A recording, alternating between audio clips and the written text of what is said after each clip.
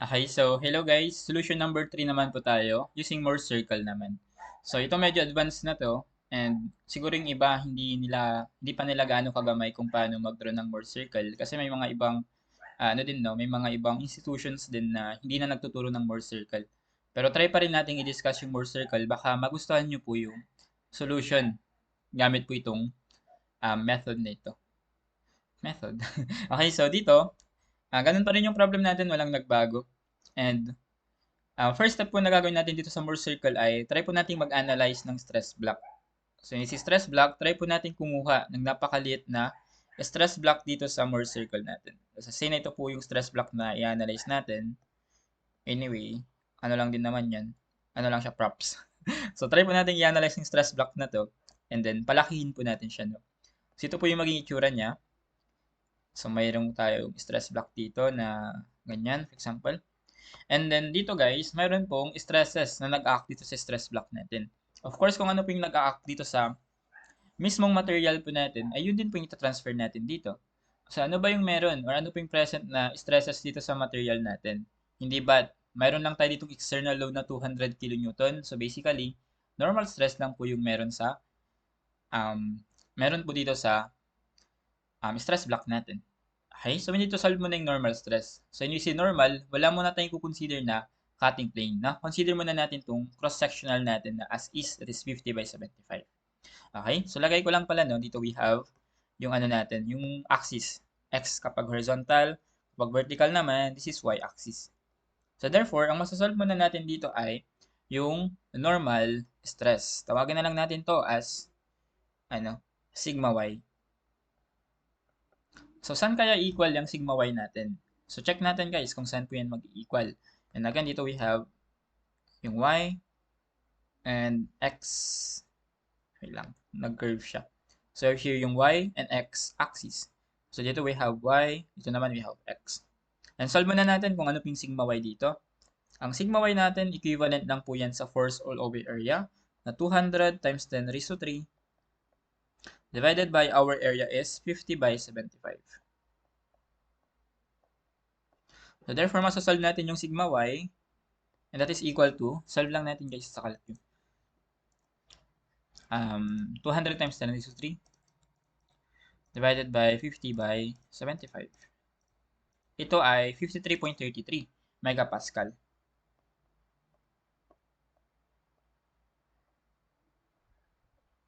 And since ito po ay compressive, isama na rin po natin yung sign convention. No? So here, negative 53.33 megapascal. So basically, ang sigma y natin ay 53 or negative 53.33. So, syempre sa more circle natin, mayroon din po tayong, kompleto natin, no, yung mga stress na nag-act dito. Mayroon din po tayong stress na nag-act dapat dito sa may, sa may x. Pero wala naman po tayong force, no, along x. So, basically, stress po natin dito at x, sigma x, equal po yan sa 0. Okay? So, dito we have sigma x na equal po yan sa 0.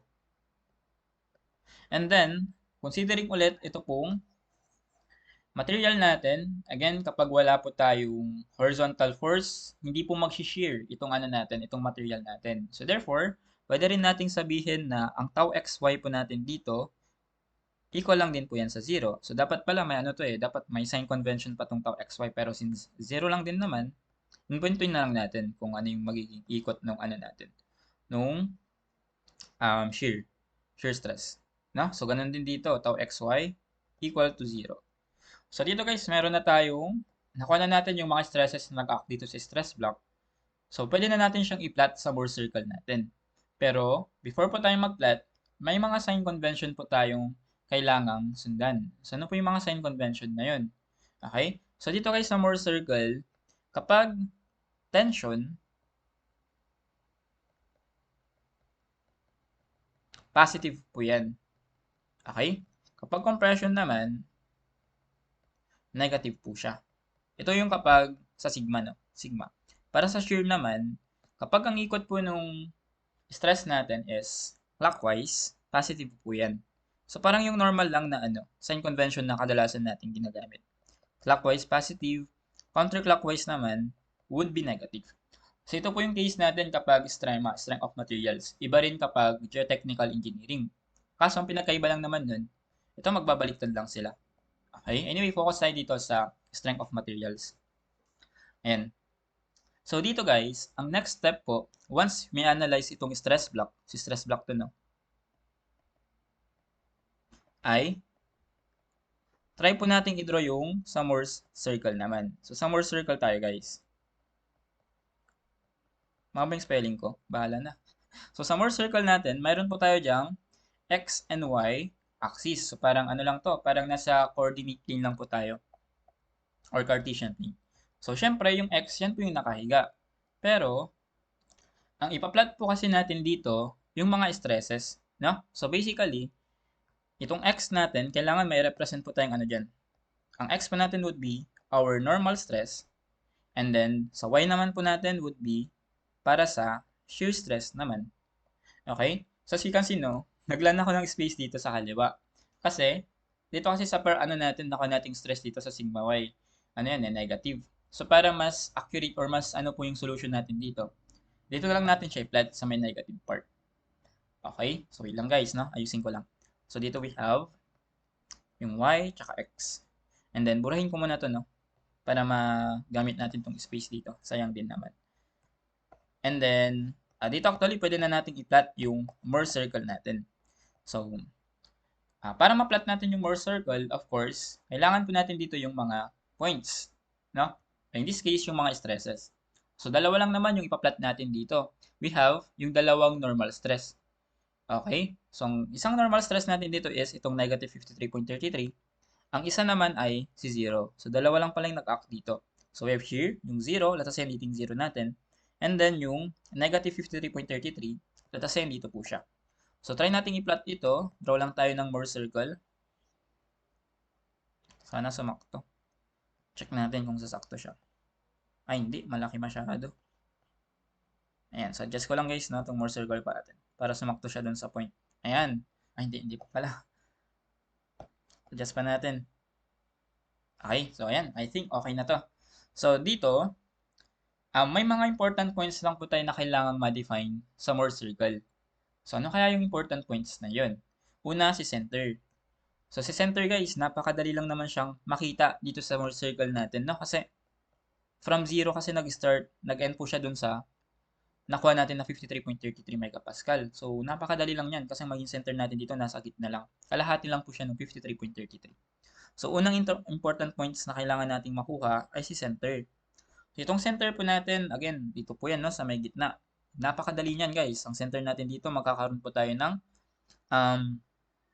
sigma x, sigma center. I-detail ko yung solution natin, no? Tsaka tau center. Anyway, kahit hindi nyo na ito ilagay, kasi 0 lang din naman tong tau center. Pero para mas ano yung solution natin, lagay na lang natin. Sigma center natin dito would be, ito po yun, no? Yung center natin. And, ito pong point na to, ito po yung maximum, tama. Yan po yung sigma max natin, or sigma y na 53.33. So, sigma y natin dyan ay 53.33 megapascal. So, basically, ito pong center natin, located po yan, kalahati lang po ng 53.33.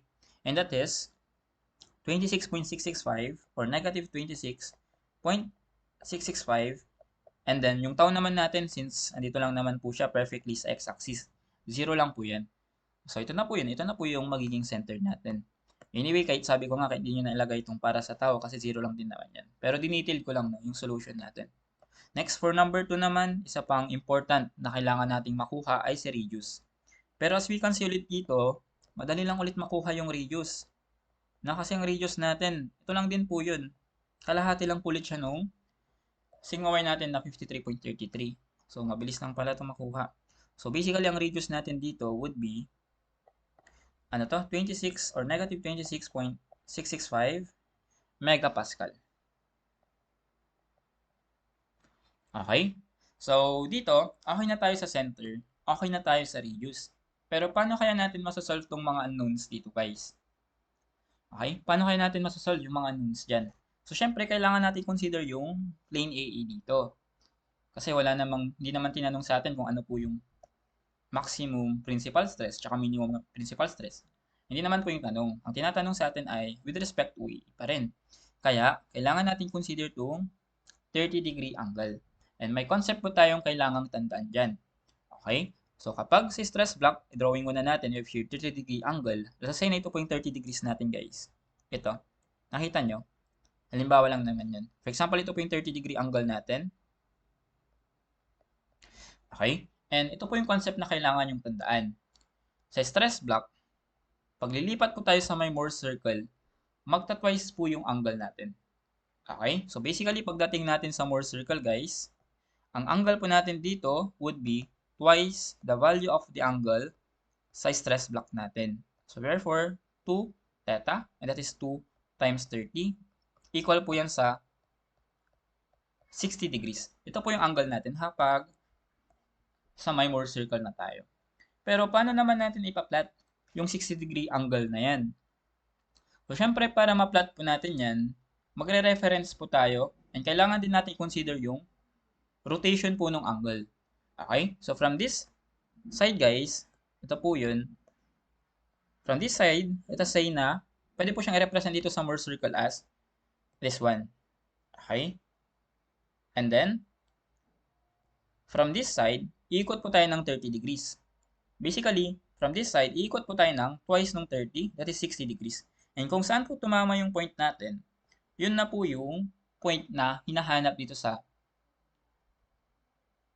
required sa problem natin. So therefore, iikot pa tayo mula dito, iikot po tayo papunta dyan ng 60 degrees. Same dito po yung point na kailangan natin. So therefore, ito po yung point na i-consider natin. And ang angle po na ito would be 60 degrees. Again, baka magtaka kayo kung paano yung naging 60 degrees. Twice po nung 30. Okay? So therefore, dito we have 60 degrees na angle. Ayan. So ito po yung kailangan natin na point or coordinate. So dito, we have yung tau AE. Ito po yung tau AE natin.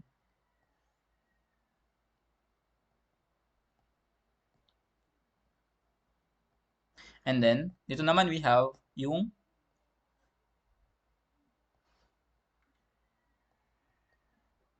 sigma AE. Okay? So basically, kailangan pala natin kunin yung coordinates po ng points na to. And para makuha po yan, pwede tayong gumamit ng trigo function. Pero before tayo makapag-trigo function, completein muna natin, guys. No? Kasi ito pong nakikita natin dito, equivalent lang po yan sa radius. And ang radius natin, di ba, that is 26.665. So alisin ko na lang yung sign dito. Kasi dimension naman yan. So 26.665. So draw lang ako ng ano dito, line. And as you can see here, itong nabuo natin dito ay right triangle na yan. No? So right triangle na yan, pwede natin siyang ilabas. Ilabas po natin to dito. Ayan. So dito we have ito. Itong right triangle na to. Ayan. So dito tawagin na lang po natin to as ano na lang, x na lang. Okay? And ito, guys, ito pong opposite natin would be ito lang din. Ay tau AE ito dapat, no? Tau AE. Wala ko nang nasulat. So this should be tau AE. So therefore ito, guys, x po siya. Ito naman tau AE. Itong angle na to naman ay 60 degrees naman. Okay? So, pwede na tayong mag-trigo function and then masasolve na natin yung mga parameters na to. Okay, so number 1 muna tayo before tayo mag-trigo function. Di ba ang required sa number 1 yung sigma AA? And as you can see here, para makuha natin yung sigma AA, equivalent lang po yan sa radius. Ito po yung radius natin. Plus the x. Okay? So, therefore, equal po ito sa radius plus x. Ayan. So, kailangan natin kunin pala si x. And to solve for x, guys, mag-cosine function lang po tayo dyan. No? So, cosine ng 60, equivalent po yan sa adjacent natin x, divided by our radius na 26.665.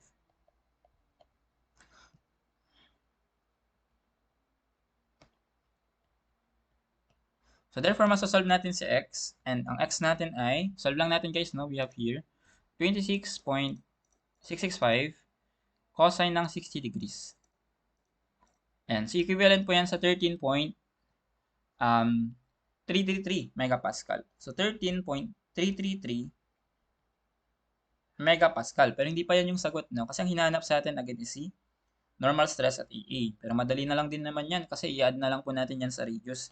So, ang radius natin 26.665 plus po natin siya sa 13.333 na x. So, basically, masasolve natin dito si sigma AA equal lang po yan sa add lang po natin to ng 26.665. So, ito ay 39.999 or 40 megapascal. And I believe ito rin po yung nasolve natin kanina using yung conventional and formula-based approach. Ito ay 40 megapascal. Okay, next, number 2 naman tayo. For number 2 naman, ang hinahanap sa atin this time, so ano ko lang to, ay si tau AA. And para masolve na natin si tau AA, baba ko muna itong calculus, no? Para hindi kayo mailang. So, para masolve natin yung tau AA, ito po yun. Ano kaya yan? Mag-sign function lang tayo kasi opposite yung unknown, hypotenuse po yung given. So, therefore, dito, sign ng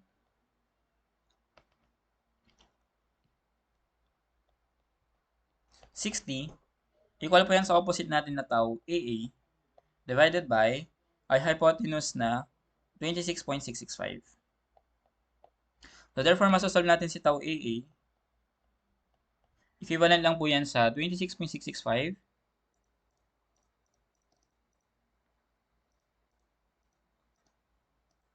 sin ng 60. So, equal lang po ito sa 23.09 megapascal. So, I believe ito rin po yung nasolve natin kanina. So, ayan, choose your ano na lang talaga, poison, kung ano sa tingin nyo yung pinaka-best approach na pwede natin gamitin to solve this problem. Check ko lang, 23.09, ayun, check din. Okay? So, for number 3 naman guys, for number 3, ang tinatanong sa atin si tau max, di ba? And again, si tau max, nangyayari po yan at ang angle 45 degrees. And again, ang concept po natin, from stress block, 45 degrees, lilipat po tayo dito sa Mohr circle natin, magiging 90 degrees po siya. Okay? So, therefore, itong point po na ito po yung tau max natin. So, therefore, ang tau max po natin dyan ay, ano kaya to? Di ba, radius lang din po yan? Okay? So, dito na lang sa taas. Anyway, equal lang din naman to. Sa taas na lang ako magpakita. So, itong nakikita natin dito, ito po yung point kung saan matatagpuan natin si tau max. And again, yung tau max po natin would be equal lang po sa radius. Okay? And alam naman na natin yung value ng radius, madali na lang yan.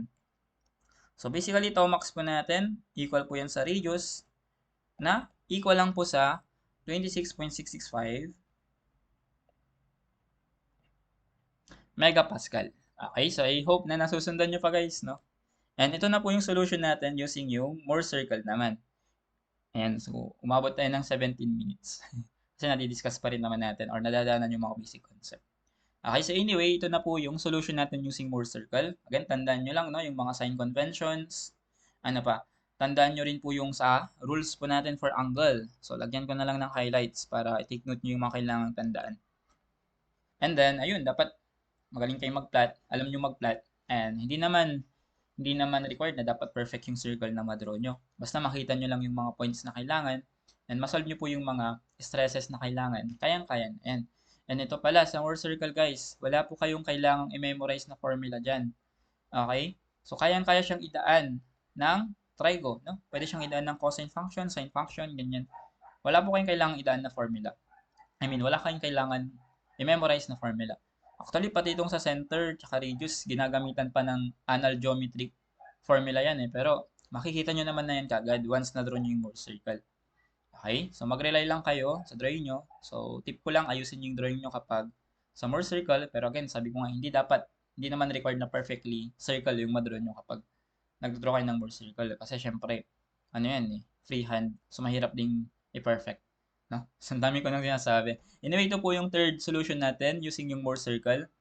And, meron pa tayong solution number 4. Sulitin na natin guys para makompleto ko yung 4 picks 1 word or 1 problem for solution. For solution number 4, ituturo ko sa inyo using yung Mohr circle pero gagamitan natin ng Caltech.